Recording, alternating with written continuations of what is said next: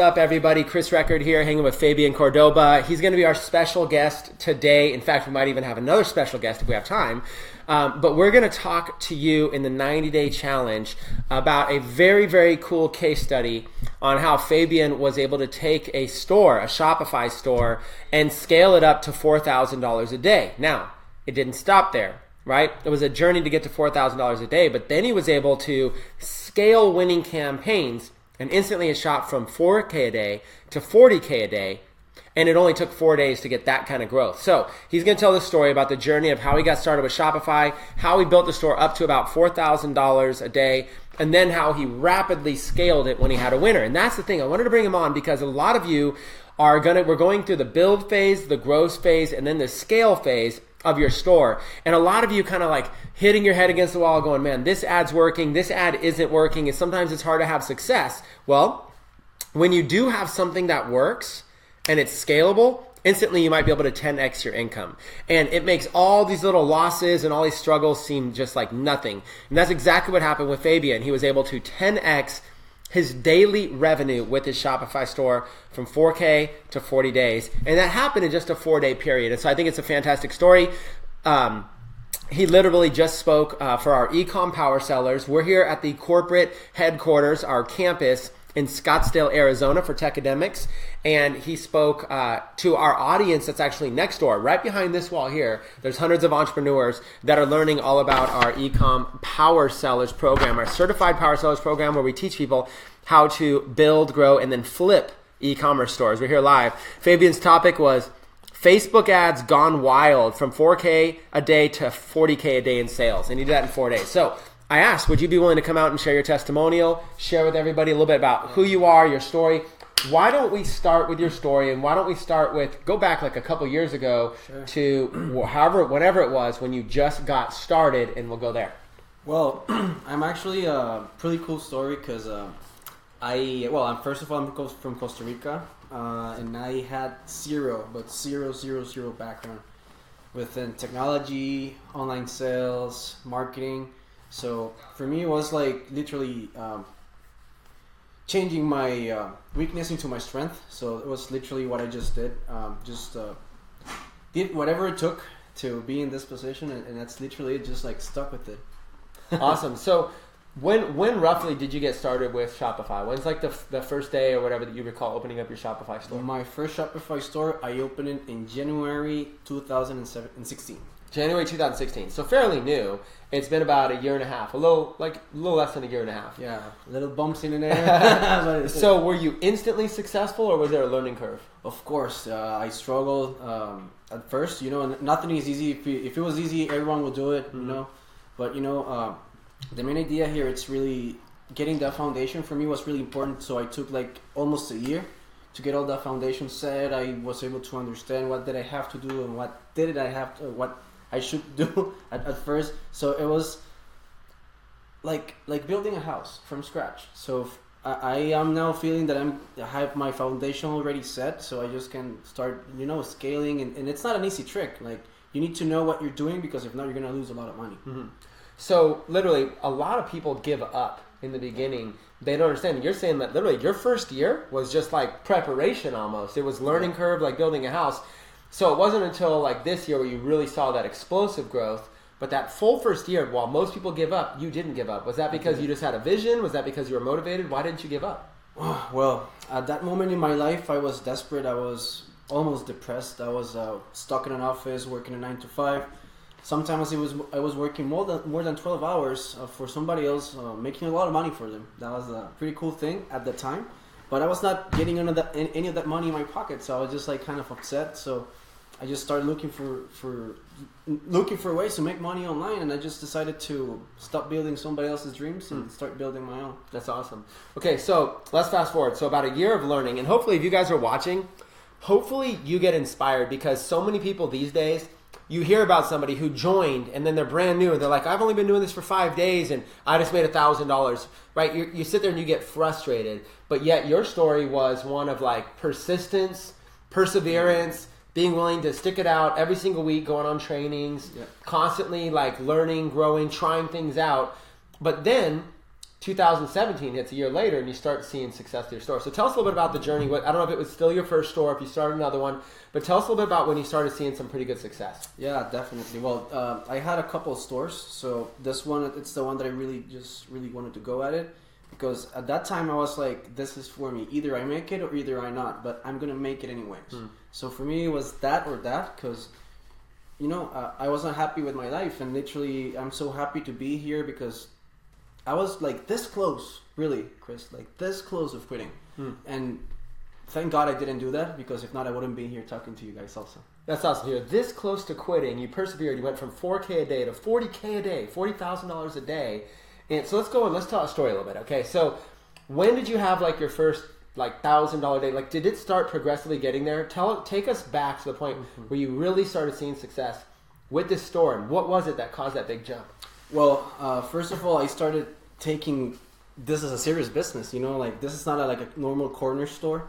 You have to really focus and really not only build a product but try to build a brand, something that it's not only like a dropship product. What I try to focus, it's basically giving out value, giving out a feeling, giving guarantee that because anyone can buy anyone's product, but why do people go to Apple? Let's say, for example, because they get the best quality, the best price, and the best service. When you go to an Apple store, you have an experience. So that's kind of what I try to do with my stores so I can stand out from the competition. So until I started like getting that into my head, I just like stood out from everyone else.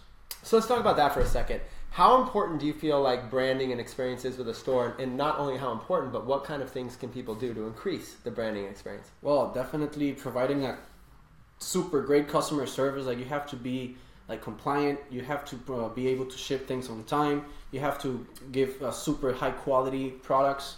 You have to be able to provide value through emails, contests. So engaging with your audience and with your clients will allow you to not only be able to make money in the front end, but you will be able to make money in the back end because you already have a customer list, a customer base that you can use for retargeting purposes.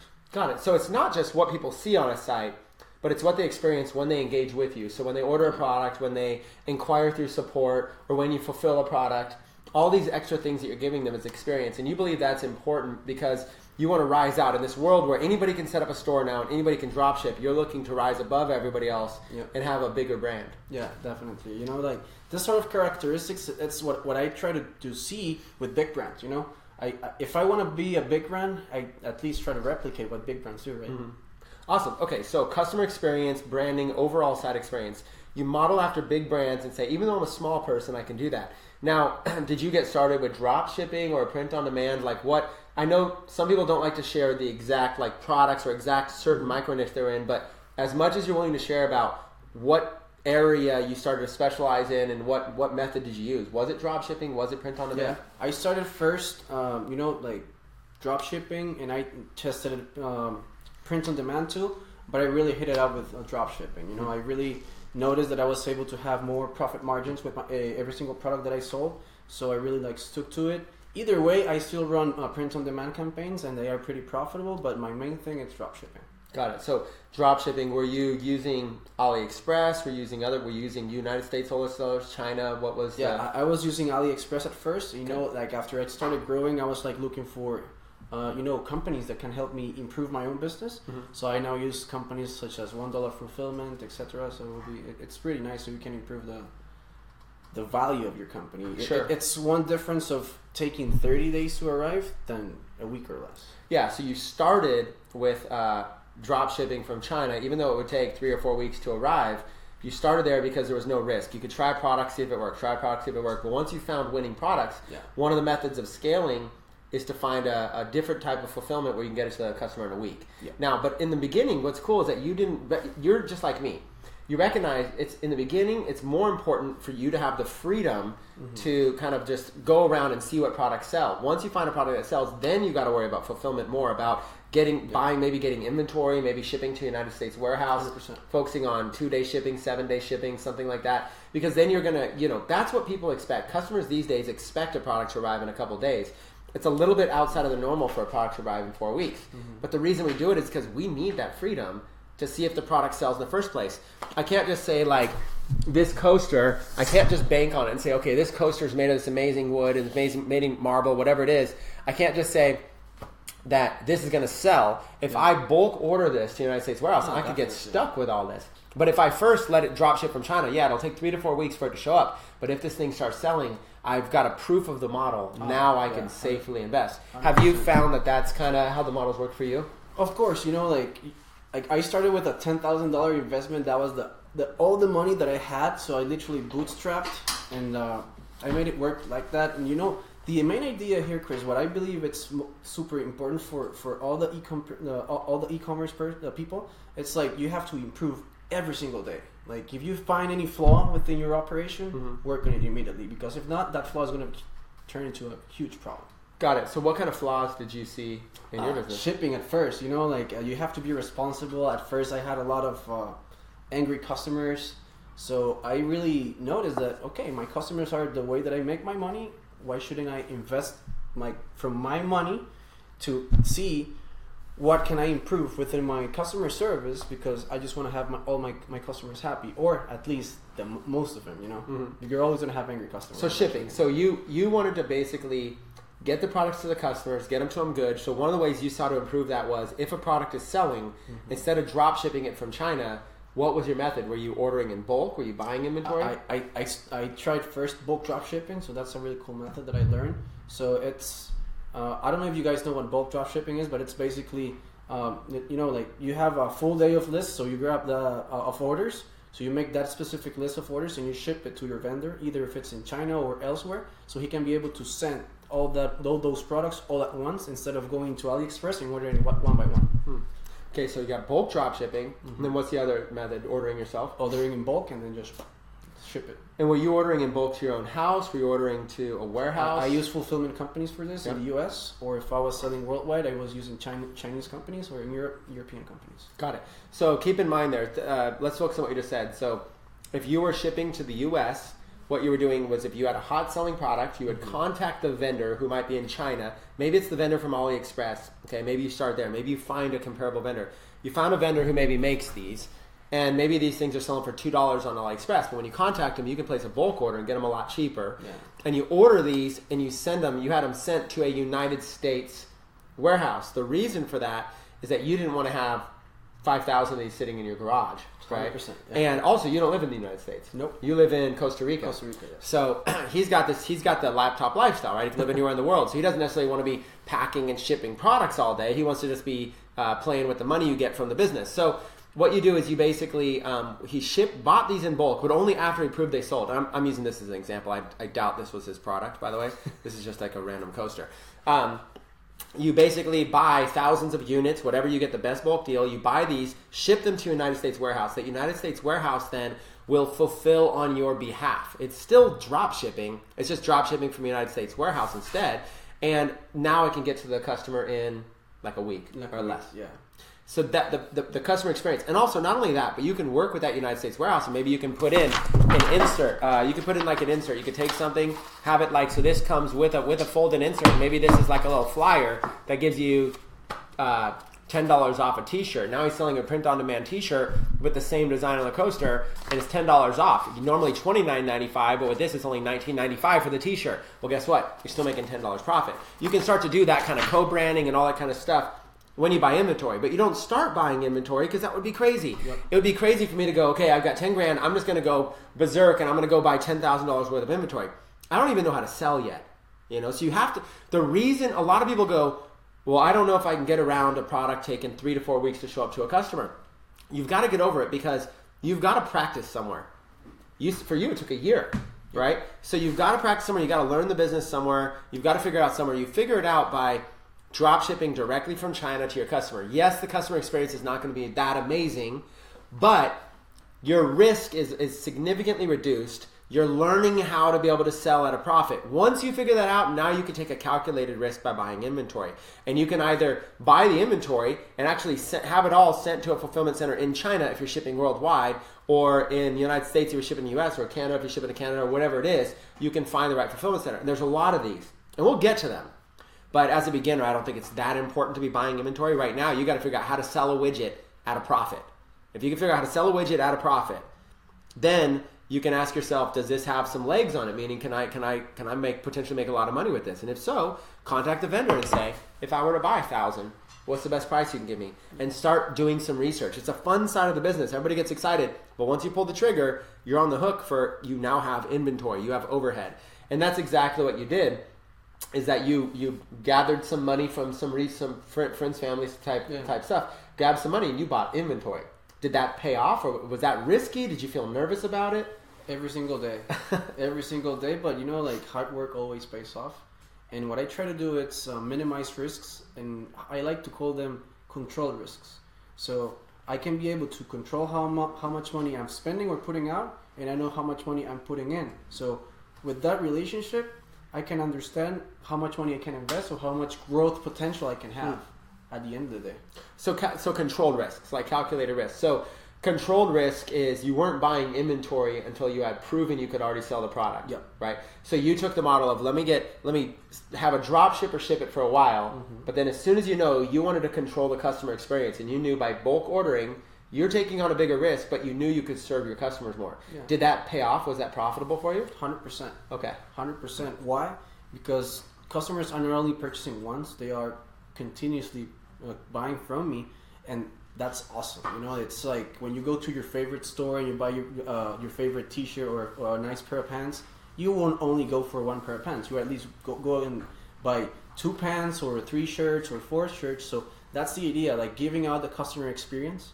So you can, start profiting, honestly, because you can be making money on the front end, but the back end is when really the money is. Because if you have a really, how do you call this, really nice group of customers that love you, you're going to be profiting like as many times as you want. Powerful stuff. So let's jump to, and by the way, I'm going to give a heads up to you guys watching. I'm on stage in the next room over in like 15 minutes. There's hundreds of people there. So at some point I'm going to turn it over to Peter.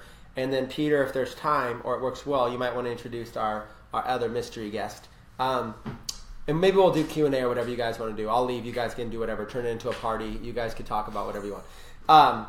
Before I go, though, let's talk about this story of getting to 4K a day and then scaling from 4K a day to 40K a day. So you've got a business going, you're starting to sell, and suddenly, what was it that got you to scale to, let's start by first, how did you scale to $4,000 a day? Were you primarily using Facebook ads?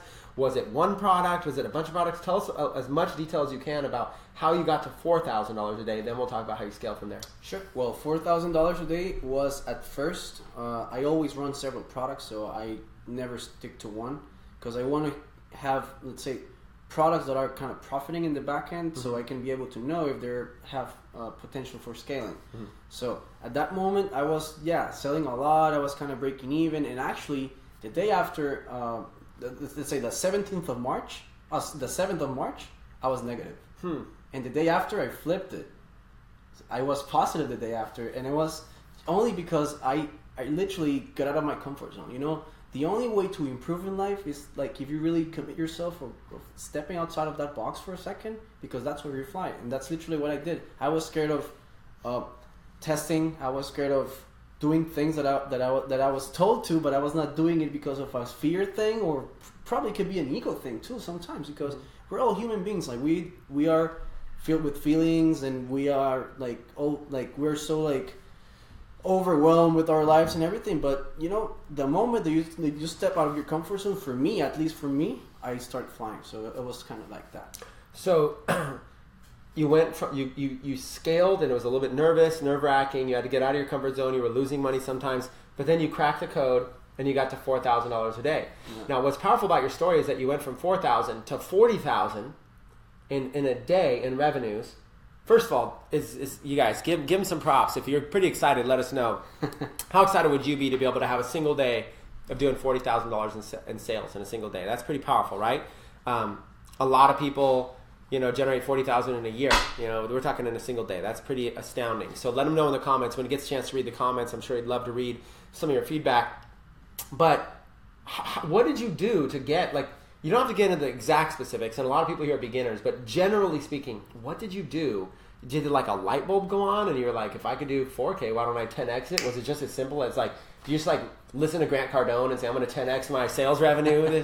How did you go from 4K to 40K a day? Well, I always wanted to. Well, first of all, it was so funny because because I am like an objective person. Like I set objectives for myself, and I am going to stick to it until I do it. So because I was like in 4K, so my next step was 10K, and I completely destroyed it. Oh, wow. Yeah. So it was pretty funny. So the idea was, of course, you have to spend more money to make more money. So that's rule number 1. And rule number 2, think outside the box. If you're doing the same thing that everyone else is doing, you're going to be competing with everyone else.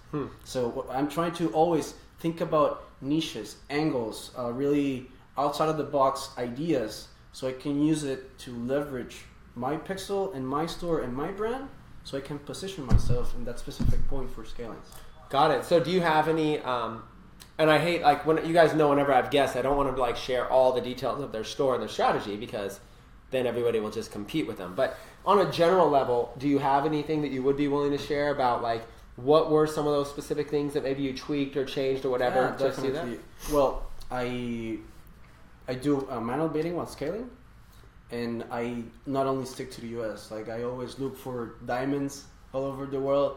So for me, that is, if you stick to only one country in the US, that's like the most competitive country there is. Everyone's testing the US. So I was like, let's try it to see what happens, and boom.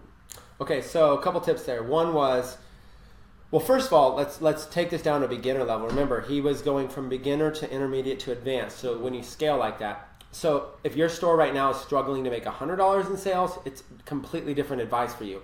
When you have a product that's selling well and you want to scale, one of the ways to scale is to scale out your audience. Like in the United States, find different markets that might want to do it. What he did was he said, let me try some other countries and shipping to other countries.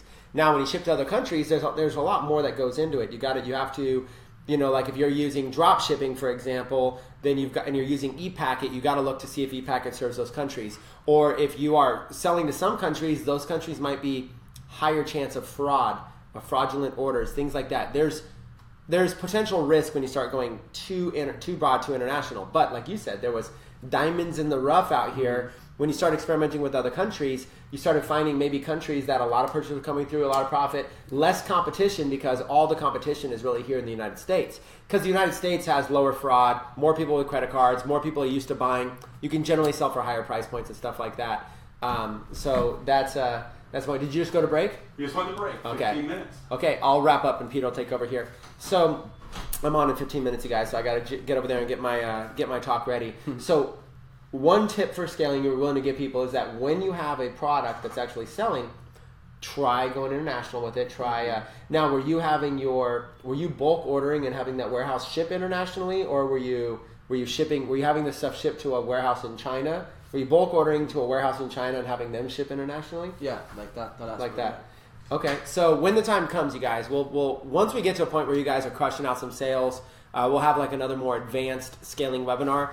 But for those of you that think you're ready, what he was doing was he was finding a hot selling product, bulk ordering it to another warehouse, a fulfillment center in China that could ship internationally. And then he was running Facebook ads to different countries to kind of look for those diamonds in the rough. Some countries work, some don't. You got to kind of feel it out. Once you find one, you're like, oh my God, no one's targeting this. No, it's cheapest clicks ever, number one. So your ad cost will go down and your ROI will go up.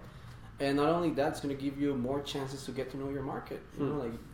For me, data, it's one of the most important things, because if you don't know and understand how to interpret your data, your marketings, your audiences, you will be able to do great things. Awesome.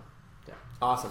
So that's how he scaled from $4,000 a day to $40,000 a day, was doing that, and obviously a lot more that went into it that he's not sharing right now because it's his own private business and we don't want to pick his brain too much. He also did make mention to, he did something called manual bidding.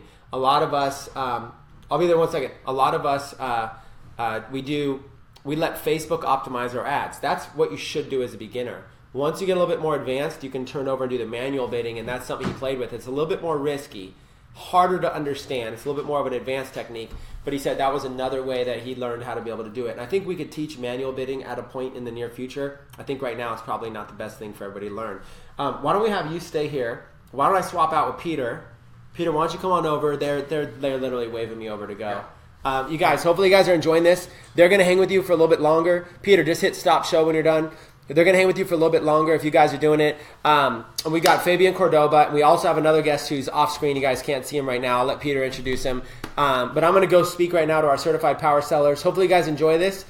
Daily training, daily value here in the 90-day challenge. So with that being said, I'll pop out. You guys can take over. Peter, are you ready? You got the things you need?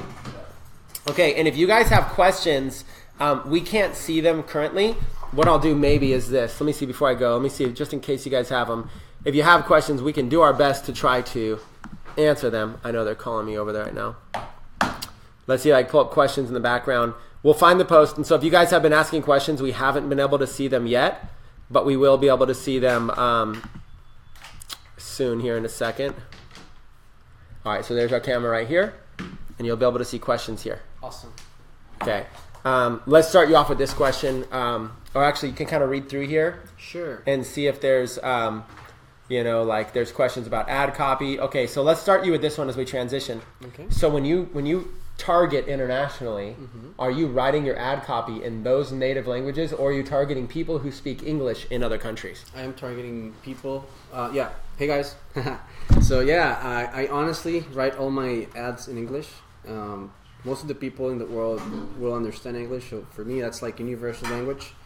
And I basically leverage the fact that like a lot of people in the worldwide world speak in English, so don't worry, you don't have to change any native languages.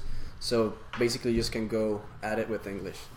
Amber Minsk, let's say Instagram, no. How long is the shipping time from the Chinese warehouse? Well, that depends. Honestly, you have to contact your vendor to see how much time it will take. But if you're using ePacket, you know how much time will it take, from 2 to 3 weeks. We have another guest. What's going on, guys? Welcome for those who are watching, and love the comments. Just you guys give her a huge digital round of applause if you're watching live with us. Share some comments if you've gotten value from today's training. Literally how to go from nothing, struggling it, figuring it out, Fabian, to $4,000 a day in his business, and then made those shifts, scaled up, thought outside the box, got outside of his comfort zone, and scaled those highs, literally $40,000 per day in sales. And, and I always like to say, obviously that's not all profit, right? You're running a legitimate business. Yeah. But here's the really cool thing about once you figure it out, because you've got the cost of the product, you got the cost of shipping, you got the cost of your ads, etc. But, you have the ability to run a real legitimate business. You're building, like you said, you're building a brand. You're thinking like, okay, how does a $1 billion company do things, right? How do they build their business? How do they sell products? Why did they buy from XYZ company versus another? And guys, we can do the same thing. You have the ability to build your own little mini brand of something that can become very, very successful. People are buying products online, right? We're obviously shifting from the physical realm of traditional brick and mortar to the rise of e-commerce, people going online. And so hopefully you're getting a lot of value. If you're feeling frustrated, here's the biggest thing. Everyone feels frustrated. We all have those moments. The difference is between Fabian and maybe someone else that's not succeeding or hasn't succeeded is A, it might just be just time. I've been doing it a little bit longer. And B is just being willing to go through the struggles and not quit. Be willing to continue to take massive action, to learn, to step outside the box, to continue to take action. So it's great, Fabian. Thank you so much for being here, man. It's a pleasure. And guys, I've got a quick guest before we end today's training. Quick special guest. So say bye to Fabian. Fabian, see you guys. It's a pleasure. Awesome. Appreciate that a lot, man. First time with us, probably not the last. And I want to introduce a friend that I've actually known for a few years. Someone that I got to know in this industry. Has helped build successful companies. Imran Rahman. Imran, say hello to everyone here on the 90-Day Challenge.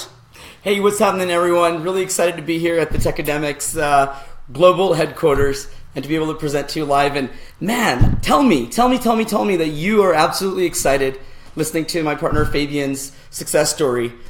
For that store to be less than a year old, right? I think that store is close to maybe 10 months old. And for them to be able to do what they did, which in the last, just 2 months, that's 1.2 million in sales in March and April. So far this month, over 120K in sales just this month. Less than a year old store. Now tell me, how would you like to be there a year from now? And really, that's what's possible. And you're totally connected to the right crew here who can bring people like Fabian, as well as other experts, and share their own story with you so you can get those results as well. Yeah, awesome. Exactly. So, Ron, so for those of you that don't know, we actually met a few years ago. You're helping kind of the guy behind the scenes of the crew, if you will. Yeah, helping to run the business. And you actually shared, and Ron shared, for those of you that actually are watching, we've had simultaneously over the last 3 days, this is day 3 of our Certified Power Sellers Workshop, where we're helping a select group of people basically not only build and grow Shopify stores, right, but flip them. So it's the business model of kind of like real estate, right? You have maybe cash flow properties you're keeping long term for cash flow, and then you have other properties that you're fixing and flipping. Well, in our world, the digital world, the e-commerce world, there's a market for building these stores up, building these brands up, and then flipping them for cash, right? Kind of exiting that business and selling them to an investor. So we've been teaching, and you kind of taught, obviously we're not going to go in details right now, but literally just in a minute or two, kind of share the high levels of Iman really sharing how do you build the business if you're going to really take it serious, and as you get things going, maybe you get, your point from now, what are those, a month from now, 6 months from now, a year from now, and maybe you get to that point like Fabian where you're doing a few $1,000s a day in sales. You're figuring out, you're making money, but now how do you scale up? And not only just scale up, but from the context of what if you want to sell that business one day, right? Because it's one thing to build it to just continue to make money. It's another thing of if I'm going to sell that business to an investor or a business owner down the line, there's certain operations or certain manuals or certain processes and systems that need to be in place. So you can just share a little bit. Obviously, guys, this is probably, if you're just getting started, you don't need to know about this too much, but have it as the back of your mind of, okay, maybe 6 months from now, a year from now, this idea of building a store for the potential of selling it. Yeah, absolutely. So think about it this way, right? There are little small mom and pop hamburger joints, and you go there and the person's there and they sell you a hamburger and you buy it. Probably tastes really, really good and you enjoy it. You're like, wow, great hamburger. And obviously, they do, whatever, $3,000 a month in sales or whatever they do. And then you have this company called McDonald's, right? And McDonald's is not a food company. The way I look at them personally is they're a real estate and they are a systems company. And so now, obviously, there's a huge journey that takes place to go from a hamburger joint to get to McDonald's, but at least you guys can start thinking about that right from the get-go.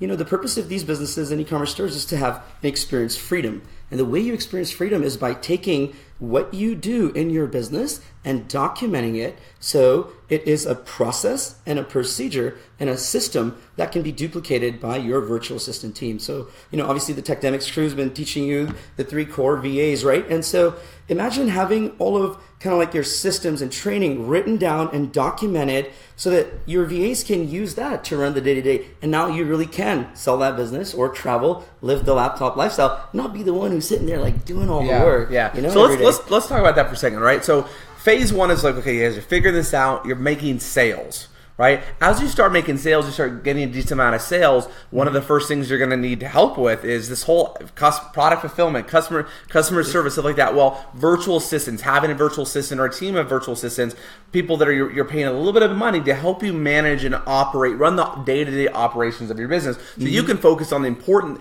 income-producing activity, which is the product research, finding new hot products, doing the marketing, doing the advertising, things that are going to generate the revenues, right? Absolutely. Now, the next step, so now you do that. Well, the next step, Ron is saying, it's not just enough to, let's say, have the virtual assistants, but putting the documentation, the systems, the operations, so that could be duplicated. Absolutely. So that whether you want to go from 1 virtual assistant to 5 or 10, and or you want to sell that business down the line, well, there's got to be documentations, systems, and just like Imran said, McDonald's, they're not in the hamburger business, right? They're in the real estate business, and then the systems business that franchises a system, right? The reason why you can take a bunch of 16-year-olds, 18-year-olds, and run a multi-million-dollar business. What other business do you know that where you have a teenagers running it effectively? That's because they have systems, they have operations, they have a process, right? So you can model that. You don't need to be a billion-dollar company to do that, but you can learn and model. One of my mentors, a guy named Harbecker,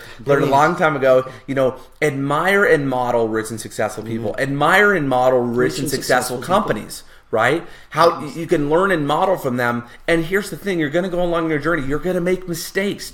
Don't, you want to obviously avoid as many as possible, but realize this, you're going to make mistakes. But it's from the mistakes is learning. course correcting, right? This idea of correcting and continuing, so that when you get your first VA and you're not really sure, okay, well, you're going to kind of teach them what to do and how to do it, and you're not sure, or maybe you're not as efficient with the DA, because in my experience, you got to be, the more detailed you are, the very specific you are to your virtual assistants, right? The more specific you have that operations process down, whether it's product fulfillment or customer service, answering questions, etc., whatever it is that they're doing, the activities. When you're in your business, you're going to have that feel. You got to be able to transfer that knowledge, transfer that information, and then it's the next level of putting those systems in place so that you can really scale. And Peter, you touched on so many amazing things, and guys, this is a lot simpler, guys and gals. This is a lot simpler than you may think, right? So of course, there's a lot of complexity that can go into it, but think about it. If we were to do it simply this way, like say that you were launching a Facebook ads campaign and you just recorded a video saying, okay, I'm doing this. Like you're narrating yourself while you're screen capturing, right? And you're saying, okay, I'm going here, I'm looking for this, I'm looking for that, I'm getting the images here, I'm writing the copy this way. This is how I'm kind of like grocery shopping before cooking the meals, right? Like you're doing the prep. Now, now imagine now you're in your Shopify store and you're adding a product. You just record another micro video. Like this is how you go and you add the image and you write the stuff and then you hit publish.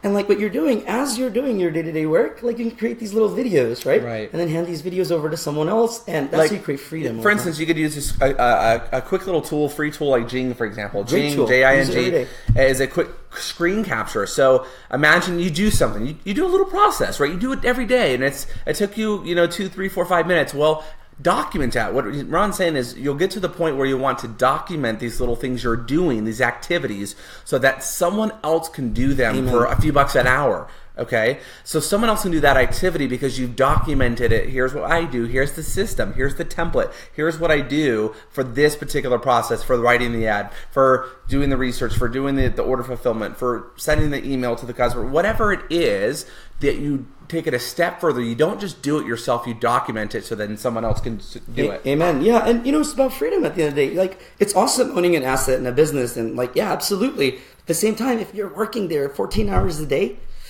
is that really a good business? That's kind of like a job. So like in the beginning, obviously you have to work the 14 hours a day because you won't be able to have the money to hire the team. Right. So that's the thing you gotta understand. If you're new, getting started, embrace the struggle and the grind. You have to embrace it. No other way. There's no other, you can't avoid it. But here's the thing, is you have the mindset, you're watching trainings like this so that you understand the next step and the next journey, right? So it's, as one of my buddies would always say, the classic saying is chess, not checkers, right? You understand the several steps ahead, but guess what? You're going to have to go through the journey of those several steps.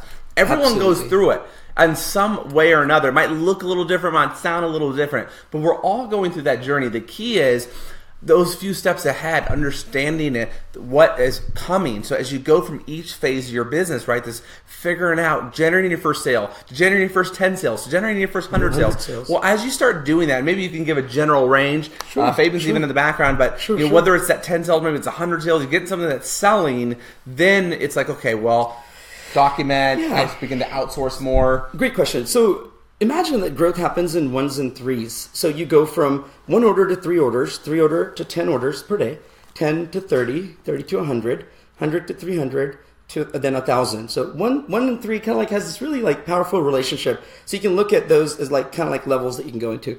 And so, in the beginning, I think that really when you are ready to bring other people in is when you realize that you can take your time, and by investing it, say like in just Facebook ads, your store can make more money instead of you doing Facebook ads and you doing fulfillment and you doing customer service and you doing social media. But guess what? In the beginning, you have to do it. Like the org chart looks like this. You, underneath like another you, with another you, with another you, with another you, right? But guess what? I want you to start thinking over time, how do you put those positions and people in place? And Peter, just kind of as we wrap up and bring it together, I would just like to say, I've been here with Fabian and we've had the opportunity to speak at the Ecom Power Sellers event at Techademics. And man, they're just doing a phenomenal job. Like you guys are plugged into such an amazing community. I had a chance to, have lunch with Kiss and hang out with them and just kind of pick his brain a little bit. And what a brilliant leader that this community has. So you guys are really, really blessed and, to have that. And so what I want you to realize from this conversation, if you don't get anything else, just this one thing, is that it is possible, right? But do not give up before you get the gold. When you're 3 feet from gold and you turn around, you will not get the gold, right? So what did Fabian do? Spent a first year wax on, wax off, learning the basics. And then, a year later, he is where he is. Now, is that going to happen to everyone? Probably not. But how many people have the persistence to hang in something for a year, 2 years, 3 years, and then bam, that's where the growth happens. Exactly. I love what Imran, to kind of wrap up what you just said about the idea of being 3 feet from gold.